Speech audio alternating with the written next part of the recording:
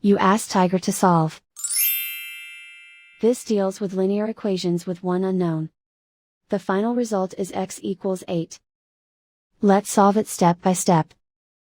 Group all constants on the right side of the equation. Add 12 to both sides. Simplify the arithmetic.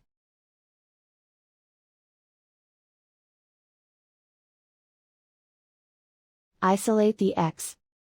Divide both sides by 8. Simplify the fraction.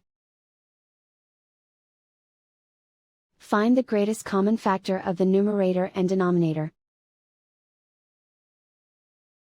Factor out and cancel the greatest common factor.